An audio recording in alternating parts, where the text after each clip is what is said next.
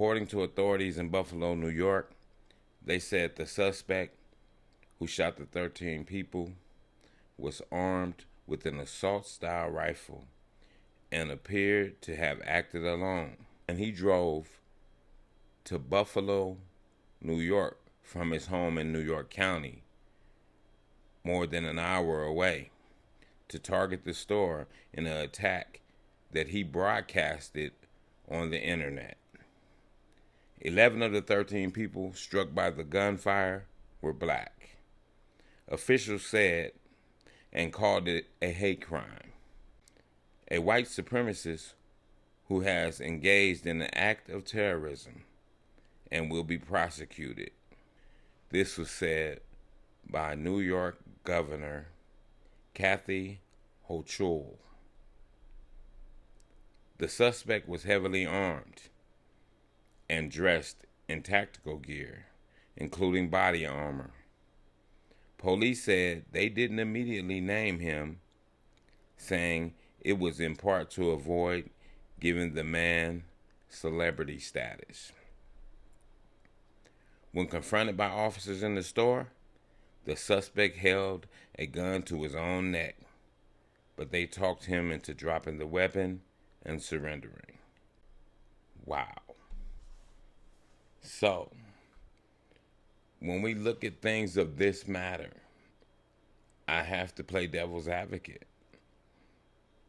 Because if that was a black young man who shot 13 people inside of a white supermarket in a white area, would they have talked him down and let him walk away unscathed? Or would he have been dead where he stands? That's what we definitely have to ask ourselves. In my opinion, I'm going to say no way in hell. If it was a black young man, he'd have been dead. We've already seen countless acts of them killing black people that were unarmed. So we know for fact, I could say that, we know for fact that it's no way that if that was a black person, that person would have lived to talk about it. But this white supremacist suspect, he lives to talk about it. We know it was premeditated because he took to social media. That's a terrible thing. But we as people, the thing that pisses me off the most is we have to be more aware. We have to get that loving spirit that we have. We have to turn that loving spirit to a spirit that's aware of its surroundings. Because that loving spirit could get you murdered. Because think about it. It was a lot of things going on over the weekend. A lot of other different shootings, not just in Buffalo. They had a mass shooting in Milwaukee, downtown Milwaukee, where at least 17 people was wounded on Friday night, shortly after leaving the NBA playoff game. That's something in itself, too. They had the Asian churchgoers who got shot up at the Geneva Presbyterian Church in Laguna Woods. And that's out here by me in Southern Cali. So even though black people have to have their awareness up, also all people have to have their awareness up. Because when you look at it, think about it. We had it happen at an Asian church. We had the Buffalo shooting, which is in a black neighborhood.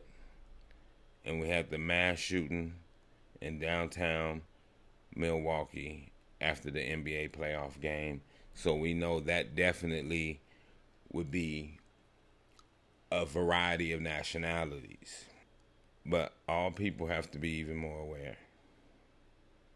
But one thing I will say about that, Asian attack. They took that guy down and hogtied him. The churchgoers, the citizens, they took him down. And the blessing part about it is only one person was killed and 5 people were injured. But they did take him down. It's different out here, people. It's different out here. Everything is different out here. This is a whole nother society that we're living in. And that's not to say that bad things haven't been happening forever. Bad things always been happening. Shootings been happening. But now they're being even more senseless when it comes to these shootings and killings. Running up in churches, supermarkets. You figure like most black people, we come from the urban areas where most shootings happen in gang turf. On street corners, if it happens at a store, it's gang related. But now, these shootings are not even gang related. It has that copycat theory to it. That's what I look when I see it. It just reminds me of a copycat.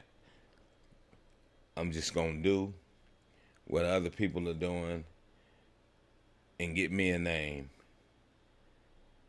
If you ask me, and everybody know what I say about when you take a life intentionally, your life should be took intentionally.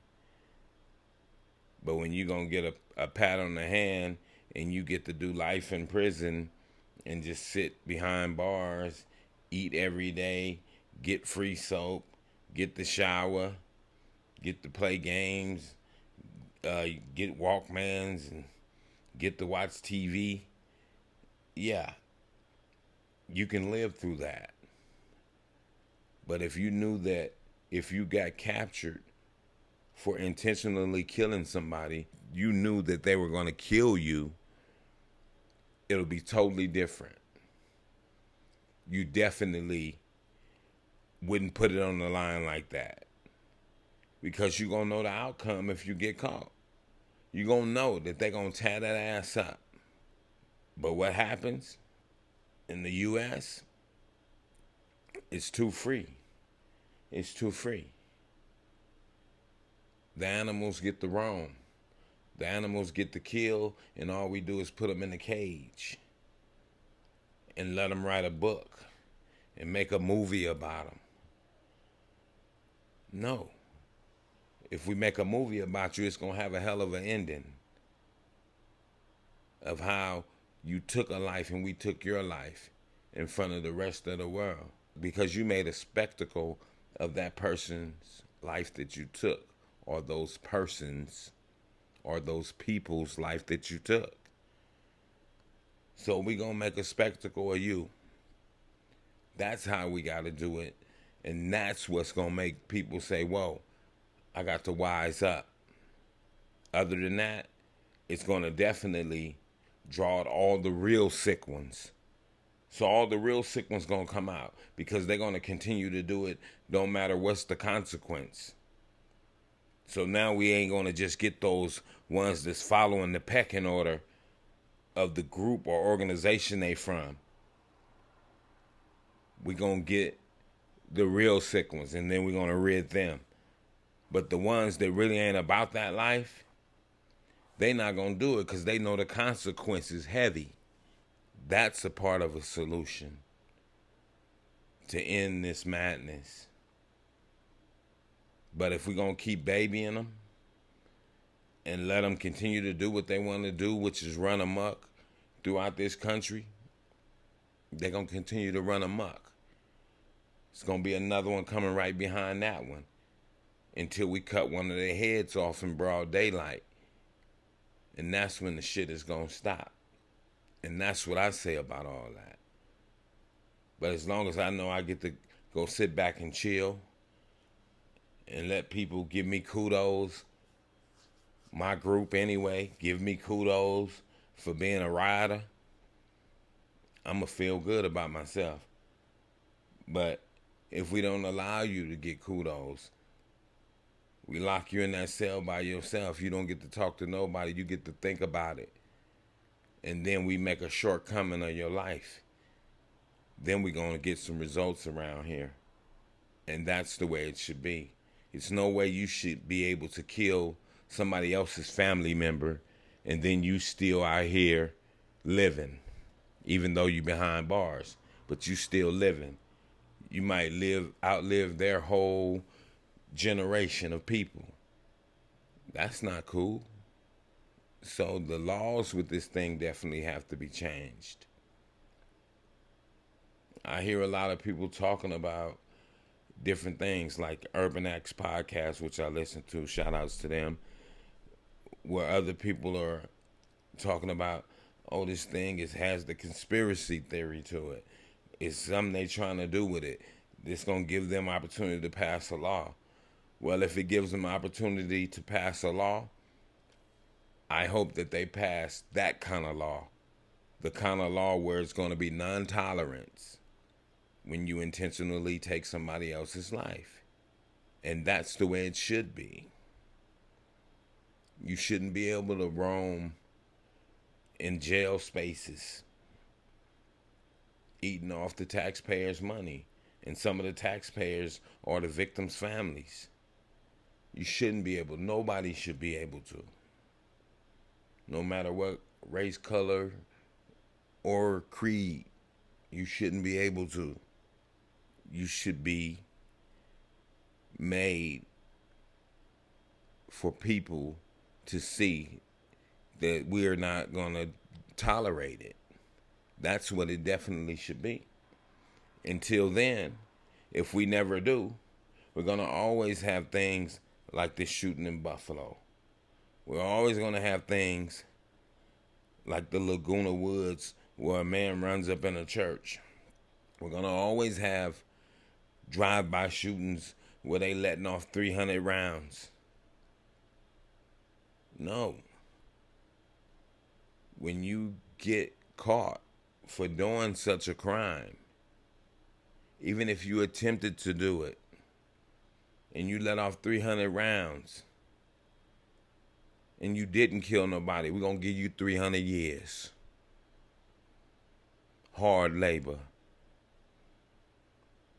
And that's where you're going to make things start to change, because the consequence has to be as high as the crime. If the crime is high, the consequence has to be high as well. You can't do a high-profile crime and get a low consequence.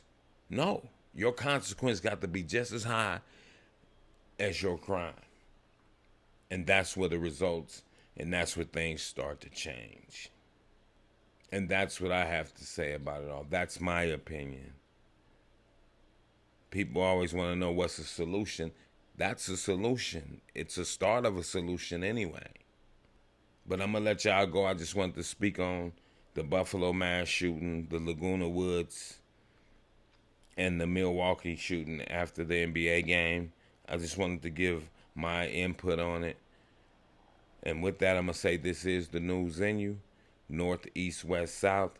Unite from every alley in Cali, intersection and back street. Subscribe to the channel and hit the thumbs up on your way out the door.